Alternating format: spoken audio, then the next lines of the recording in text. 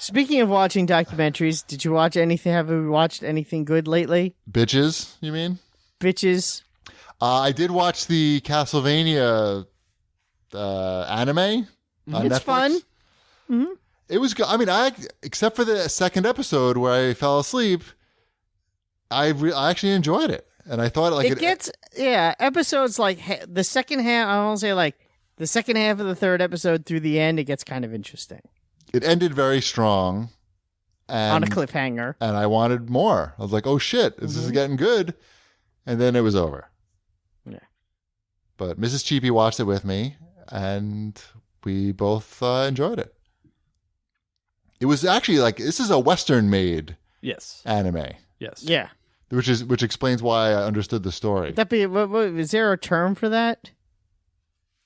Well, wanime? Wanime? Is that a thing? I'm sure there's a term for it, but there has to be, right? Animation? Cartoon, I think it's called. That's stupid. Doesn't even make sense. I did not make it through the second episode still. There were no cars and there was no music. Why I fell asleep just like you did. I honestly fell asleep during the second episode. There's a lot of talking in that. And I just wasn't it gets just better. Not my thing. Somebody it gets better though. You can just move on and go right to the third episode. You didn't miss anything. Okay. I'll try it. I don't like dark stuff. I don't know.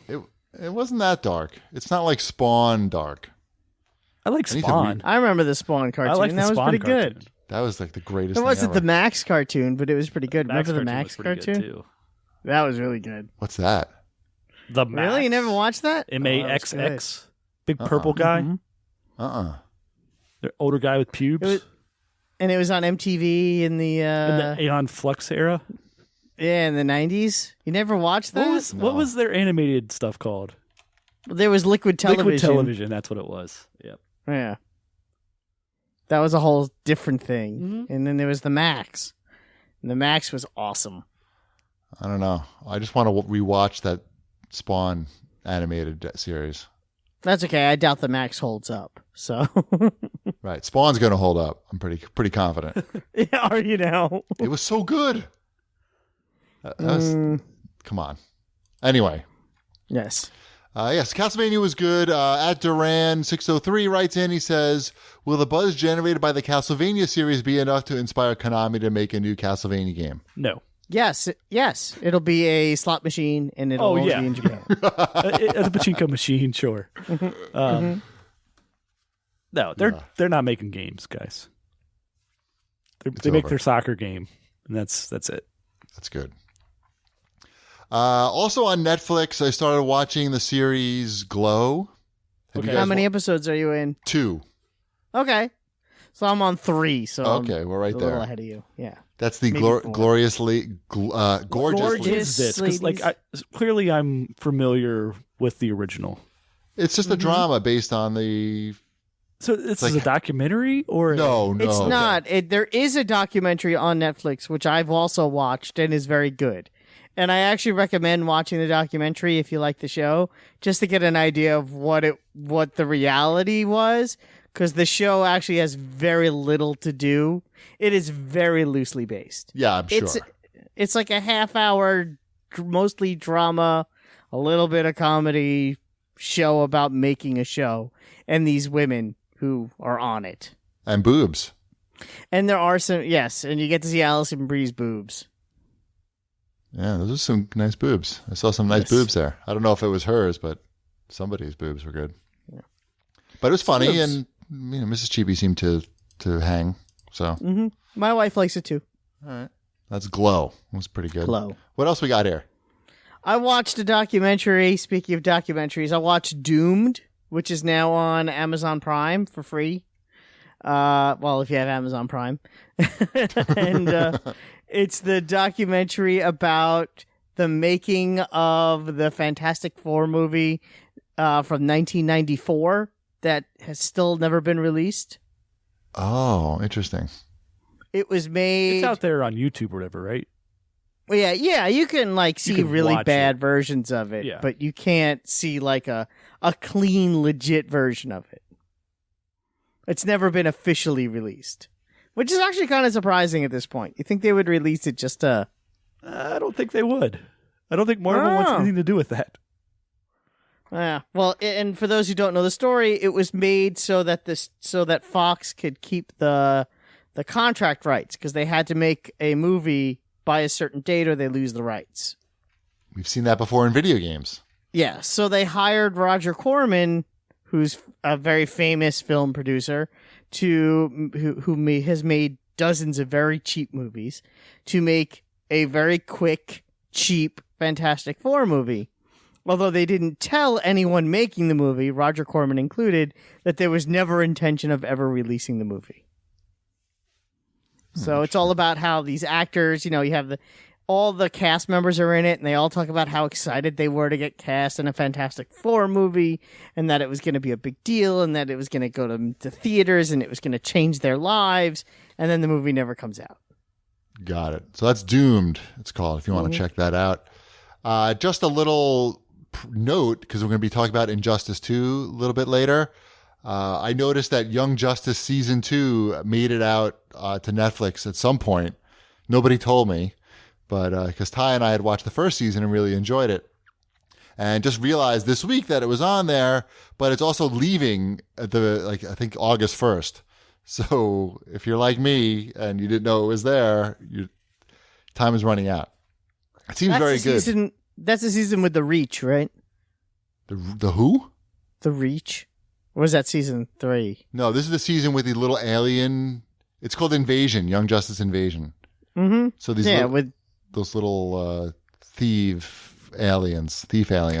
Is it all Blue Beetle sort of based? It's a lot of Blue Beetle, but it's not all Blue Beetle. No, it's like these little alien dudes, and they take over humans. They have like these humans that they ride around in, and then they steal things. No? Sure. I don't know. It's good. If you like that type of thing. At Aaron36CF asks, I hope now is the right time. What did you think of The Keepers? Remember I talked about The Keepers, the Netflix documentary about, it's really like a murder mystery. I sort of, when I brought it up before, I mentioned the sexual abuse in church thing, but which it very much is about that, but it's also, the bigger picture is a murder mystery, a thriller. So I did finish it. It was very well done. If you liked making the murderer or whatever that thing was called, I think you'll enjoy The Keepers. It's maybe even a little better done than that, at least in terms of the way it was filmed and presented, but pretty disturbing as well. What else we got here? I watched Star Wars. Never heard of it. Yep.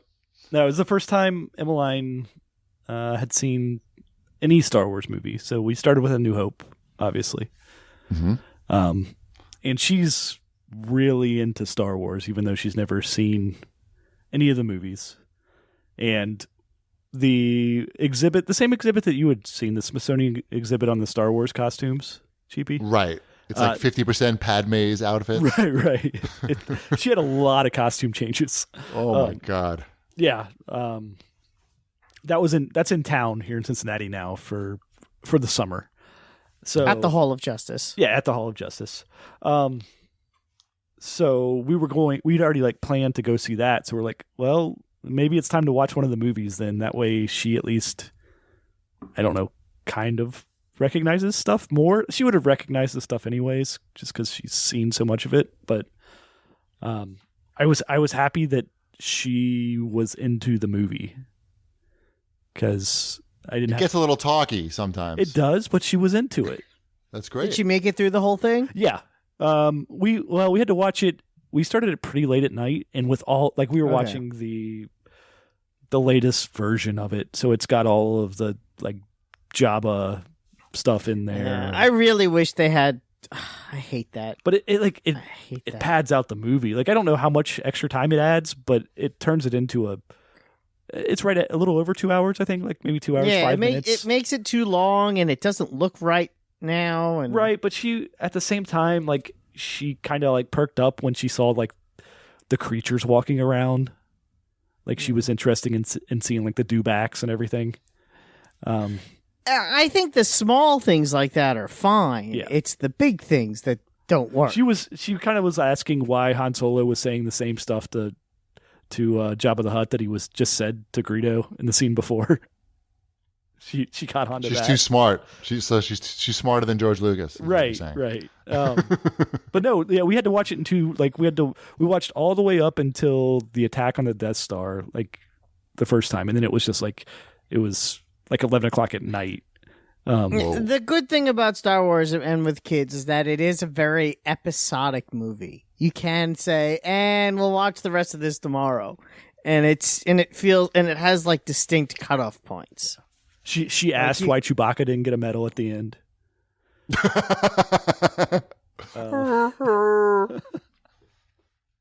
But no, now she wants to watch the next one. So did you explain to your daughter what systemic racism is? We worked on that, yeah. Yes. The trouble with the next one is that she has a family of Wampa stuffed animals that she loves. And like, so I've been like telling her like every day, like, well, some Wampas are good and some are bad. That's the ice creature thing. Yes. The big polar bear the thing? abominable snowman. Yeah. Right. Yeah. Although it doesn't die. No, but It's hurt. It just loses an arm. Doesn't die. And it didn't really affect her that the one guy lost an arm in the cantina. So I think we're good on these. But then it's like she's not going to be ready for the prequels, which I'm fine with. Oh, no one's ready for the prequels. Yeah, don't show her those. That's a waste of time. Did you see that Rogue One is now on Netflix? I did. I'm not showing her that either. No. I regret going to see that with Ty. I was like, he seemed to like it, but I don't know. Did you see all the Rogue One figures are like $3 each at Target? Shocking. All of them were. Even not the Rogue One. We had a whole ton at my Target that were down to $3. And I was with Elliot, and I asked him if he wanted any, and he said no. So I didn't buy any. Smart kid. Mm-hmm. Enough Star Wars. It's hard to get excited about Star Wars. Well, it's funny, though, because he didn't want any of those, but we were in the Disney store later that day, because we had to go to the mall for something else, and they were having a huge sale there, and they had the giant stuffed BB-8 on clearance, marked down from like $20 down to $5. And that he wanted. So it's cuddly. he's been sleeping with his cuddly BB-8 every night. So I guess it's one thing or the other. So I don't know. Did you see that Disney is going to open up like a Westworld style Star Wars resort where everything you get to fuck droids? I don't think that happens in the movie. No, but it's like there's like storylines. That doesn't happen in Westworld? You fuck. Yeah, it does. They fuck everything there. Yeah, I was gonna say. Right. You said a Westworld style. Well, they're fucking people that happen to be robots, not they're not droids for sure. Uh-huh. But the idea is that the whole resort just looks like something out of Star Wars, and then there's actual storylines going on in the resort, and you're a part of them. So it's like Westworld. Can you imagine how much they're going to charge for that? I mean, too much? Is that the answer? Just their normal the hotels that just are nothing are ridiculously expensive. I thought I saw some prices out there. They might have just been rumors. I'm sure they're just rumors. But yeah. I think I want to say the number I saw was for a family of 4. There's going to be like a minimum 2-night stay, and that would cost you about $2,500. Yeah, that sounds about right. Yeah. I mean, it's going to be at least $1,000 a night, because I feel like even just like the regular official Disney hotels are ridiculously overpriced. So I don't know. I mean, it looks really cool, but that's a lot of scratch right there. It's a lot of credits. I read a book. Do you want to know about it? You're going to tell us about it. What book did you read? I read The Forever War. How was it? It was super cheap on Amazon, and I went on a trip, so I needed a book. It's pretty cool. It's like a science fiction book where these guys are fighting a war, and the war is really far from Earth.